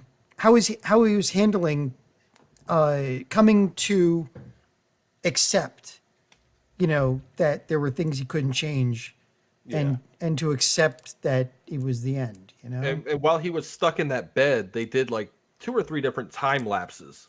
So it's just trying to show you that every day is the same. So when you live your life, you're stuck in that bed, every day is the same. Nothing changes. That's why the same people come in and out and do the same exact thing. It makes me want to go out and start running laps again, because there's no way I want to die like that. I don't want to go out bedridden. I was actually going to say that was one of my aspects I really liked about the movie, is the way they showed the lapse of time, and he's just in the bed the whole time. Just that was a great way to do it without overdoing it. It was just enough. But I gotta say, I liked the scene where he fights the Scarab. That was good too. Yeah, because the first half hour of the movie, he's in bed. Yeah, that's the first time he gets out of bed, is to go take a piss, and then he ends up fighting the Scarab. And it's well, I like that too, Dave. Like you're talking about, because it's almost like this gives him a reason to, like you said, he was in bed and he has a reason to. It's art reason to get out of bed, right? This whole movie's a reason for him to get out of bed again, and it's a great little it's a great little piece of critical interpretation right there to see that. So I never thought about it. You just said that, that's the first time he gets out of bed. He fights the Scarab, and then he's out of bed for the rest of the movie. Well, except for the one scene. And even said his walker was swinging faster than he remembered, and because he was doing something that he was interested in. Mm-hmm. And when you get to the end of your life, it's hard to find something to be interested in. Like there's this play that goes on in your head about, well, I'm going to the end. Why bother doing anything? It's a trap that you can get caught in, I know so many guys that coach that should be retired, and not a lot, but there's enough of them that are like, you say, when are you going to step out? And a lot of them go, I can't. If I step out, then I'm done, and then I have nothing left. And that's proven. It's it is. Like a Stan Lee, right? Like that guy was doing stuff and creating and being cool till he couldn't anymore. Yeah. Right? And I think that's better. I'm watching my dad go through this right now, and he got nothing left. And it's depressing to see someone surrender like that. And I don't want to be that. My mother's going through that right now too. And it's like we're all trying to get her to get up and do something. Yeah. And it's just tell her to make some TikToks. Yeah, oh yeah, sure. TikTok dance. There is elderly TikTok. I know that. Oh my God, no, do not tell me that's a thing. So, aside from the depressing parts, though, this is really an enjoyable movie because you're watching two old guys. There's really not too many depressing parts, though, John. It's more inspirational than it is depressing. Right, and that's I was going to say, too, is that going along with, I said, yes, there's too much penis talk, especially in the beginning, but then that becomes an allegory because he gets his first Woody in years because he's excited about getting up. Mm-hmm. And doing stuff again. Exactly. Well, just to something you said, Ray, it depends on where you are in your life when you watch this, right? Okay, so you get towards my end of the woods and you're kind of like, oh wait, oh no, I don't want to end up like that, because you think, because you get my age, you're starting to think about that stuff, Yeah, I got you. I won't ever live to see your age. But don't say that too. I don't like that. But so the movie is subjective, is what you're saying. It is open to interpretation. You take it as it is. Yeah, it's all good art. Yeah, but it doesn't mean it's not enjoyable. It's just it makes you think. But I didn't expect a movie that made you think, that was called Bubba Ho-Tep, that had Bruce Campbell in it. I did not expect that. I kind of blindsided me. That aspect of it too. They actually did a decent job explaining how a mummy ended up in the middle of Texas. Yeah. And you don't the name that made no sense to me until I watched the movie, and it's like, oh, he's calling him Bubba Ho-Tep. He's calling the mummy that. He is a redneck mummy. Yeah, he's a redneck zombie essentially. Yeah. Right, which is funny because the beginning when they show the word, It was Ho-Tep. Tutankhamun's stupider Well, they brother could or have something. easily just had it just be like an Egyptian mummy, but they went the extra mile and turned him into a redneck Southern, cowboy hat wearing cowboy boots. Yeah. Yep. Some kind of Bubba With the Ho-Tep. spurs, man. With the spurs. Great. It's so great. All right. Well, now that you guys expressed your love, is there anything about the movie that you don't like or you would change? Ray, you can go first. I would change, and I say this about most things that I come on here and talk about, is the length. I don't think it was long enough. I want Coscarelli's full vision to come to fruition. I don't want cuts made because of the studio or I just want a longer cut. I don't think that it was long enough. I don't know if I necessarily agree with that. I kind of felt like it was the perfect length, but an hour and a half is a good length. Because nowadays, a horror movie like, I don't know, Scream 6 is coming out in like 2 weeks or a week or whatever. That thing's going to be like 2.5 hours or 2 hours. Right. Horror should never, ever be over an hour. I'll say an hour and 40 minutes. Agreed. But, yeah. Unless you're doing a Stephen King adaptation. Oh, yeah. Or like The Thing. Then all bets are off for everything. But The Thing is like a sci-fi horror. So Yeah. that gets away. There's a lot of plot in that science fiction horror movie. But like this is Bubba Ho-Tep, so I think that it is a good time, like an hour and a half. I think it's a solid hour and a half. It's a good time, but I just want a little bit more lore on the mummy, on JFK. I want a couple extra scenes of them, bullshitting with each other because they had great chemistry.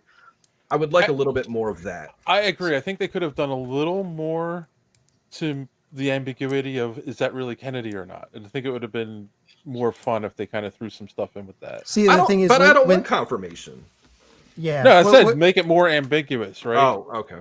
Yeah. But when they were making this movie, they were basically trimming everything, going, we're making a movie about Elvis fighting a mummy with Bruce Campbell. We have to trim all the fat and keep this as tight as possible. Like now that they know it's good, if they could do it again, if they knew it was going to turn out like this, they probably could have put more in. But I'm sure, like in the beginning, they were just trying to make sure that this was,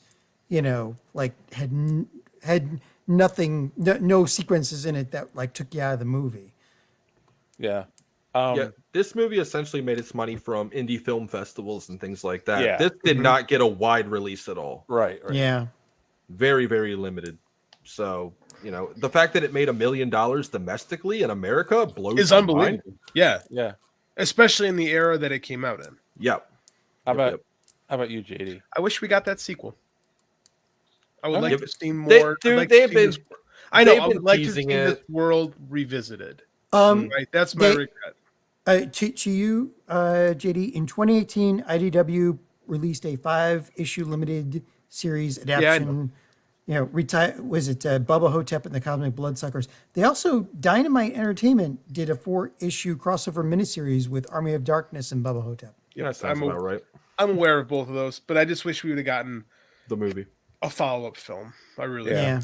But they've been teasing it for 20 years. Yeah. On and off. Bruce will mention it in an interview here and there, Yep. but Coscarelli will bring it up. Like, it's a thing, but I don't know. Well, if now they anybody wouldn't wants to need a commit. makeup for Bruce Campbell, right? Like, How he actually looks like that. I don't want Yeah. It'd be great if Elvis was even older, Right?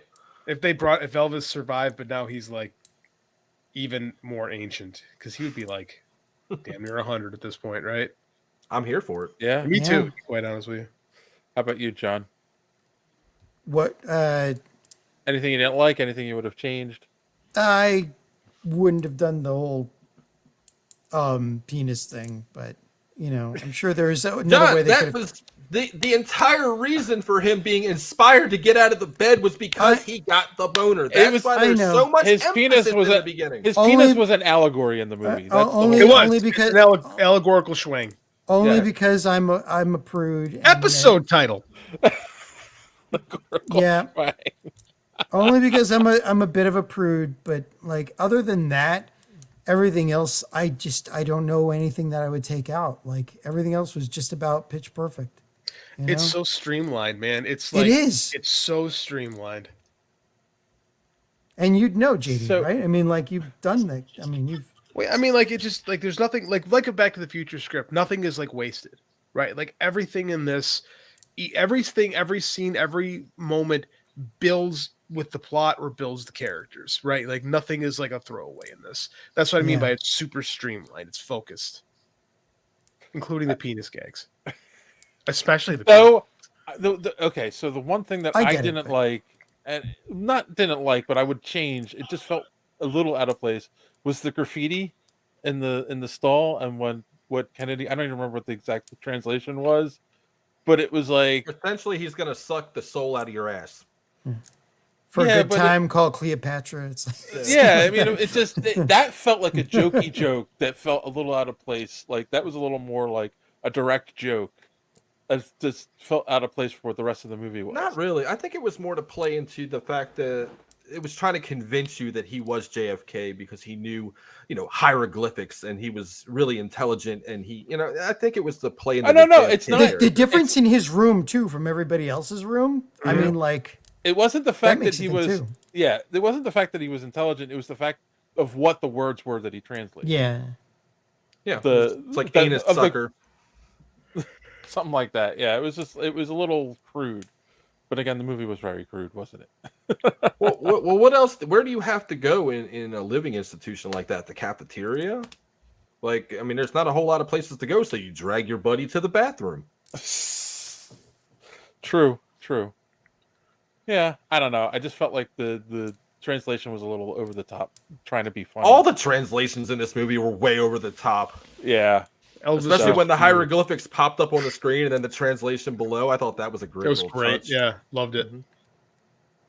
So, all right. What else? Anything else you guys want to say about this movie, Ray? I think that everybody should experience it at least once. And the beauty about this film is that it's pretty much free to watch everywhere right now. I believe it's on Amazon Prime. Or that's not free, but I mean, Amazon, Tubi, Pluto, even YouTube. You can go watch it free on YouTube. Get off of this video when we're done and go and watch it. It's free. I think YouTube Red. If you have YouTube Red, no, it's free. It's in the free with ads. Yeah, it's free. Free with ads, right? Because Tubi, there were commercials. Same thing with Amazon. You can watch it free on Amazon with ads. Yeah, I didn't see that option with Amazon Prime. It was I watched $3 for. I watched it for free on Amazon Prime with ads. I pulled out the Blu-ray with ads though, right? Yeah. With ads. Okay. I don't care. I'm good with ads. Yeah. Well, they don't cut Bubba Ho-Tep, That's the thing though. Like I don't mind ads because I grew up in an era of TV where we had commercials. So my Netflix has ads, my Hulu has all of it has ads. I don't care. As long as I can watch what I want. And your TV won't off at night. Yeah. Nice. And I don't wake up to season 8 of Cheers. By the way, I'm nothing wrong with that. I'm up to season 8. That's awesome. Nothing wrong with season 8 of Cheers. That's great. Wake up to season 2 of Davy Crockett. Wait, what's going on in season 8? Huh?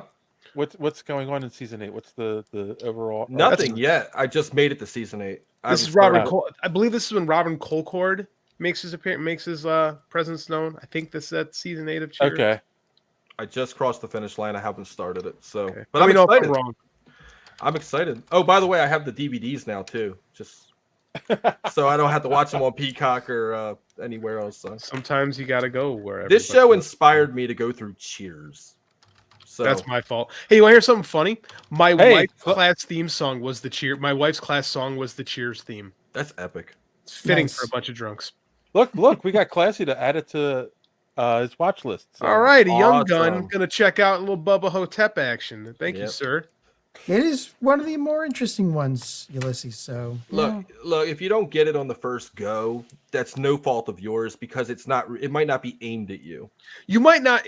It's not going to be exactly what you expect. I mean, listen, let's talk about it, but it might. When you hear us talking about what it is, you might be expecting something different than it is. Yeah, you're expecting more of an Evil Dead-esque. Yeah, you're expecting more of an Army of Darkness, kind of sort of. When Dave's right, it's more like Evil Dead 2. Yeah, where they're playing it straight. Yeah, but also ridiculous. Like Evil Dead 1, they play it kind of straight. Evil Dead 2, they kind of know what they are. Yeah, but there's still moments where Bruce Campbell's so good in that movie, playing off of a bunch of like animatronics and like inanimate objects. Very underrated actor. I would just like to point this out that I do listen to this show when I'm not on it. I'm not Randy. Oh, I'm just kidding. I love Randy. No ill will to me. I told him. But since we have watched Darkman, and that was about a month and a half ago, something like that. You guys brought up Evil Dead in every episode up to tonight. In every episode, at least I feel like the universe is pushing us towards something. Darkman 2. Die, Darkman, die. No. That's actually what it is. It's Die, Darkman, die. Yep. I feel like we need to watch Evil Dead 2 at some point. All right. So Hardcore Graveyard. Welcome to the great name, by the way, sir. Thank you. I was just expecting a good movie. It is a good movie. It is a good movie. Given your name, that sounds like right up your alley. Yeah, exactly. Let's do this. Let's watch Evil Dead 2. I think Ray's right. I think we're like. I think the universe is pushing us towards. At some point, we're gonna have to intersperse it with a superhero movie. But do we skip Evil Dead or do we? We can't do Evil Dead. Evil Dead is hard. I mean, like you have to be like a three film Darkmen are good. You have to be like a film student to really appreciate either a horror aficionado or someone that's really into filmmaking to really appreciate Evil Dead 1, because Evil Dead 1's kind of stupid, right? But it's good if you know filmmaking. Mark, no, you've gotta owned check it out. Bubba Ho-Tep for 12 years and still, boy, pull it out the damn wrapper and put it in the DVD player. Mark, you got to rectify that, Mark. No, I think that Evil Dead 2 is actually a good movie. Right, that we can actually like watch, because I think Evil Dead 1, like it's like El Mariachi, right? If you like, I showed a friend El Mariachi once, and he was like, "It's in Spanish and it's really cheap." I'm like, "No, look what he did, one guy." And like, you got to be a film guy to really appreciate El Mariachi. All right, I get it. I get what you're saying. I think, especially if it's just us, I think it'd be fine. But I think Evil Dead, yeah, I think like if we're getting people that we want to get people to watch, I think 2 is the way to go, because it's like every Evil Dead movie basically remakes the previous Evil Dead movie in the first act anyway. I was gonna say, I remember watching Evil Dead 2 after, like, not long after watching Evil Dead. I'm like, isn't this the same exact movie? Which it's not, but it feels that way for a good. Because the first 10 minutes is essentially a remake. Yeah. Right. They do the same thing in Army of Darkness, right? They essentially remake Evil Dead 2 at the beginning of Army of Darkness. Yes. You know, which is fine because again, new audience. Right. Might not know. I think we might just skip Evil Dead 2 and just go right to Army of Darkness. No, I think we got to do 2. I think we got to do 2. But I just thought that Army of Darkness would appeal to more of like our, the fan base. They would. I agree with you on that, Ray. I think we got to do both. We did Superman 3 and Superman 4. Okay. Yeah. I'm not going to say no to talking about Sam Raimi work. So. Yeah. First, we'll be doing Superman. We actually, I like that we're watching good movies now on purpose and not just torturing ourselves with shit. Well, we got to do both. I know, but we went through a streak where we were just like, I was questioning all my life choices, and like, half of them are my dumbass idea. Where I'm like, hey, let's watch this shitty movie, and then I got to take time out of my day to go, God, I fucking hate this movie. Why did I suggest Dave, you got to put up a question or a survey to see what bad movie that we should be torturing with next. Wow. Oh, God. You're leaving it up to the people? You hate social media madness. Classy, no. Yeah, you say that. If you haven't watched it, go back and rewatch it. We already did Superman. We already did it. It's in the archives. We're never going back to it again. No. Yeah, it's pretty bad. But I'm totally in for anything. And I will say, the evil Superman versus Clark Kent is the only scene worth in that movie. Which we all agreed on. We all agreed that was. Well, that's it. Other than that, the rest of the movie is trash. Richard Pryor's in a different movie. There's lots of he literally skis on a mountain of cocaine. But Superman 3.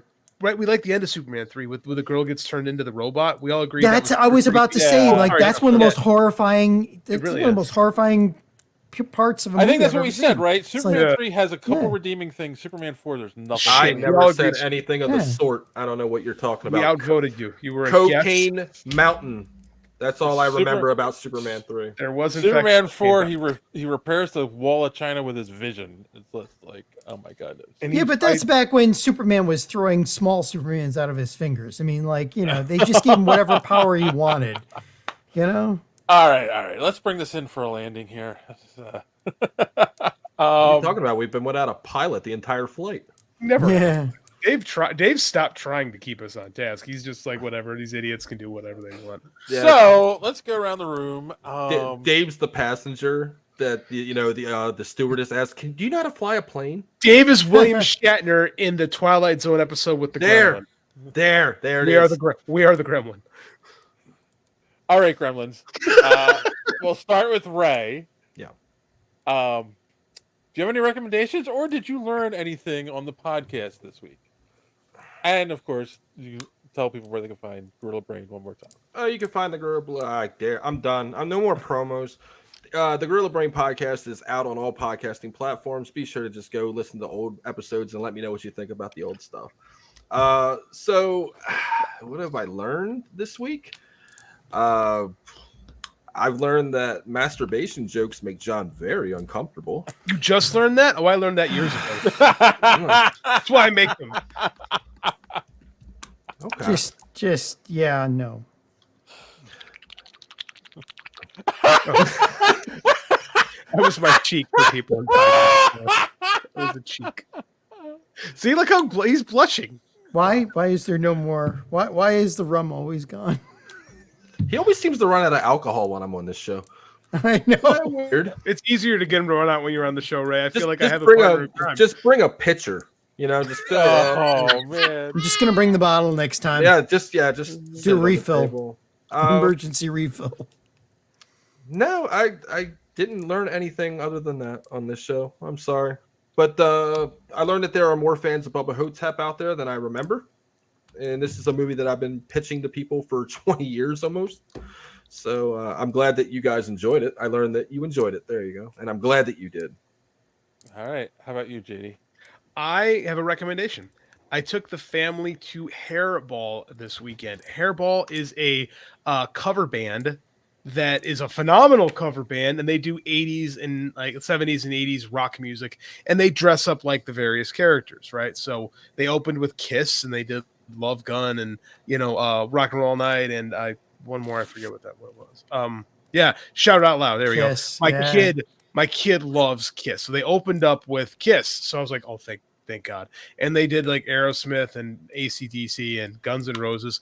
It was a great freaking time. I'll tell you that. If Hairball is ever in your town and you love old school rock music and old school metal, go. You will have a blast. Cool. You would love it, Dave. I think you would love it. I love cover bands. I went and actually saw Poison, Def Leppard, and Motley Crue last summer. I'm sorry that you had to see the real thing, but I think the gag one would make you laugh and have a good time being entertained. Did you say sorry, Ray? That you had to see Motley Crue? Oh, I agree. Motley Crue is fucking terrible. Vince Neil and Tommy Lee doing their shenanigans. Yeah, I hate Motley. I feel bad for Vince Neil. That's all I'm gonna say. Nikki Sixx is retired now, so No, Mick Mars. Nikki Sixx. Oh, Mars retired? Okay, yeah, Yeah, because John 5 Rob Zombie to go play for Motley Crue. Yes. All right, John. Well, just to go a little bit off of those guys, if you ever want to hear one of the most awkward interviews ever, there is an interviewer, Terry Gross, who's interviewed like literally everybody you've ever heard of, who interviewed Gene Simmons, and I think they end the interview with telling each other that they hate each other. Oh, that sounds great. I will watch that. It's you have to find that interview. Gene but Simmons besides that, somebody? That's a shocker. I don't know I don't think they were playing, because like Terry Gross is like nobody dislikes her. She's one of the most amazing. She is probably the best interviewer on the planet right now. Better than Nardwuar? What? Better than Nardwuar? I think not, sir. Yeah, no, you have you don't know the power of a Nardwuar fully functional Terry Gross. Tell you a quote from your pre-kindergarten days. That's how know. good he is. But Terry Gross pulls things out of people that you can't imagine. Anyway, so besides that, I have no real recommendations. I haven't had time to do anything new this week, but I am looking forward to seeing Cocaine Bear. just on a lark, because it's got to be good.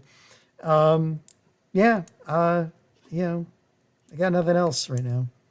We should do Phantom in the Park. Gene Simmons, star of Red. Oh, it's so bad. Oh, it's so bad. Star Child. Forget Red Surf. Go watch Red Dwarf. Find Red Dwarf on TV. Real quick.